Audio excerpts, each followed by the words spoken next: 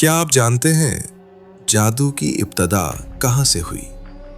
बहुत से लोग समझते हैं कि जादू सिर्फ एक कहानी है, लेकिन कुरान करीम बताता है कि जादू एक हकीकत है।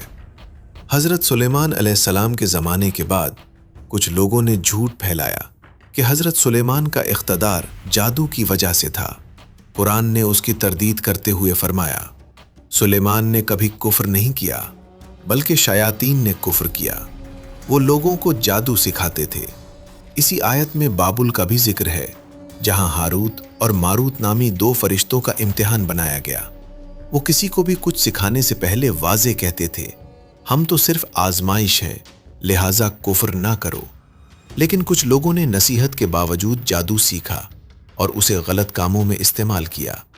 याद रखें, इस्लाम में जादू सीखना, करवाना या उस पर यकीन रखकर उससे फ़ायदा हासिल करने की कोशिश करना सख्त गुनाह है। असल हिफाजत सिर्फ अल्लाह ताला के ज़िक्र, कुरान करीम, सुबह शाम की मसनून दुआओं और ख़ास तौर पर आयतुल कुर्सी, सूरतुल फलक और सूरतुन नास में है। शैतान धोखा दे सकता है, लेकिन अल्लाह की हिफाजत से बढ़कर कोई हिफाजत नहीं।